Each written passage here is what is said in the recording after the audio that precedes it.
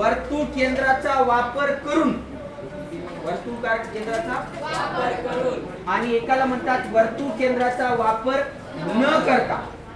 दोन प्रकारे वर्तुळाला स्पर्शिका काढता येते. समजाले का काय म्हणतो? कसं वर्तुळ केंद्राचा वापर करून आणि वर्तुळ केंद्राचा वापर न करता. पहिल्यांदा आपण बघणार आहोत वर्तुळ केंद्राचा वापर करून वर्तुळाला स्पर्शिका काढली. केंद्राचा वापर करून वर्तुळाला स्पर्शिका काढली. प्रश्न काय तो बघा. हा प्रश्न लिहून घ्या. 4.2 सेंटीमीटर त्रिज्या असलेला एक वर्तुळ काढून एक वर्तुळ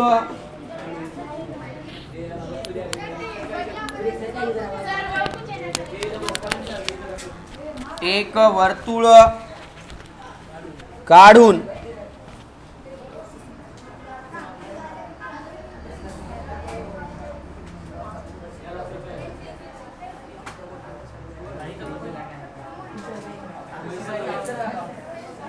हे वाला जमतंय का रे बघा. हे हा 4.2 सेंटीमीटर त्रिज्या असलेला एक वर्तुळ काढून वर्तुळावरील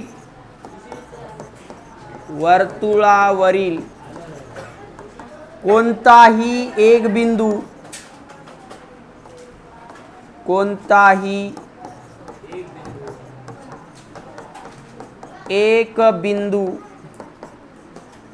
यम मधून वर्तुळाला स्पर्शिका काढा. 4.2 सेंटीमीटर त्रिज्या असलेला एक वर्तुळ काढून वर्तुळावरील, इथं लिहायचं राहिलंय, काढून वर्तुळावरील कोणतेही एक बिंदू यम मधून वर्तुळाला स्पर्शिका काढा. ओके, लिहिला प्रश्न. हा बैस. हा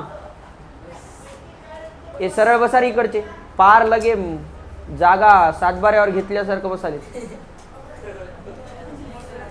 हा कसं काढायचं इकडे लक्ष द्या. सगळ्यांनी इकडे लक्ष द्या. पहिल्यांदा बघायचं त्रिज्या दिलेली आहे का व्यास दिलेला आहे. हे सगळ्यात महत्वाचं. इथं विद्यार्थी चुकतात. त्रिज्या दिलेली आहे का व्यास दिलेला आहे. त्रिज्या दिलेली आहे. त्रिज्या किती दिली? 4.2 सेंटीमीटर. किती दिली? तर आपण काय करू, ते वर्तुळ काढू 4.2 सेंटीमीटरचा. त्यासाठी आपण कंपास घेऊ. काय घेऊ? दिसायलाय. आणि 4.2 सेंटीमीटर घेऊ. हा माझं यायले मला असं मी मोजून घेतलंय 4.2 सेंटीमीटरचा वर्तुळ. पण लक्ष द्या, त्रिज्या दिलेली असेल तर याच्यावर 4.2 मोजायचं, आणि जर व्यास दिलेला असेल तर त्याच्या अर्ध मोजायचं. व्यास दिला असेल तर त्याच्या अर्ध मोजायचं. लक्षात राहील ना. कारण त्रिज्या ही व्यासाची निम्मी असते. त्रिज्या ही व्यासाच्या निम्मी असते. हा मी तो बोललो. मी काय म्हणालो? त्रिज्या ही व्यासाच्या निम्मी असते. आता मोठं असते आणि छोटं असते, अजून ते बी सांगू तुला मी. त्रिज्या ही व्यासाची निम्मी असते म्हणजे त्रिज्या छोटी असते, अर्धी असते, व्यास डबल राहते. व्यास हा त्रिज्येच्या दुप्पट असतो. व्यास हा त्रिज्येच्या दुप्पट असतो. त्रिज्या ही व्यासाच्या निम्मी असते किंवा निमपट असते. मग व्यास दिलेला असेल तर अर्ध मोजायचं. हे मी डायरेक्ट मोजलंय, तुम्ही पट्टी घेऊन मोजा. काय की समजना? समजते की समजना? समजलं का मला काय म्हणायचंय? ओके, 4.2 च घ्या आणि एक काय काढा? वर्तुळ काढा. ओके, एक काय काढा? वर्तुळ काढा.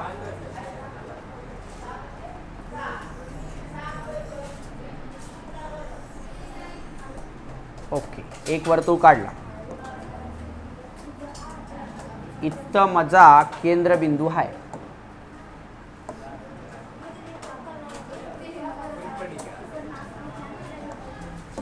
बघल्या काय काय काय काढल्या? एक वर्तुळ काढला. कितीचा?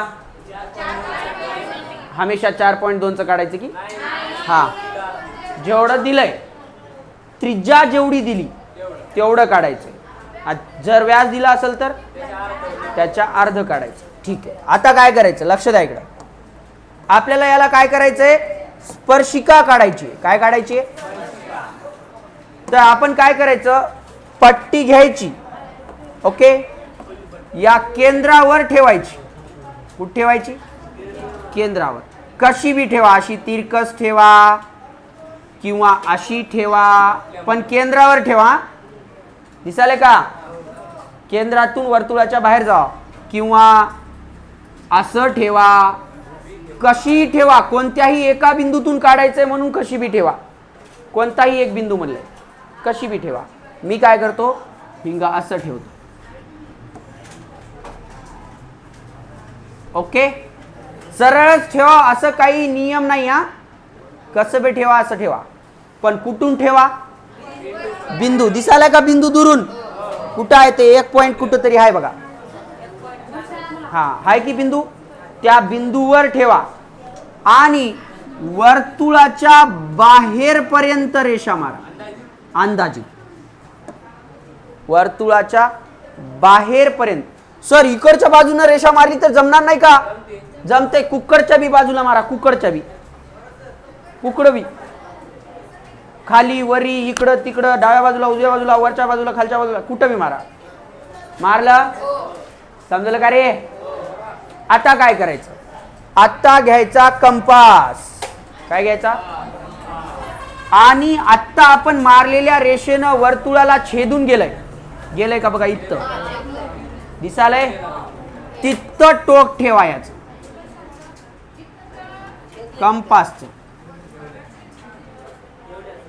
कंपासचं टोक कुठं ठेवा? जिथं त्या रेषेनं त्या वर्तुळाला छेदलं. ठीक आहे, आता काय करा? इकडे लक्ष द्या. आता काय करा? तर याचं माप हिंग एवढं घ्या. केवढं? थोडं कमी. अंदाजित थोडं कमी. कोणापेक्षा थोडं कमी? केंद्रबिंदूपेक्षा थोडस कमी. समजलं? आता हा, लय तिकडे बी नाही, इकडे बी नाही. आता काय करा? इथं घेतलं माप की लगेच असा चॉप मारा. इथं मारल्या, असं गोल फिरवा. एवढंच माप असं गोल फिरवा आणि बाहेरून एक मारा. समजलं काय रे? अगदी सोपं आहे. समजलंय का? आता हे उचला आणि या मधल्या चॉपवर ठेवा. केंद्रावर नाही. विद्यार्थी चुकतात.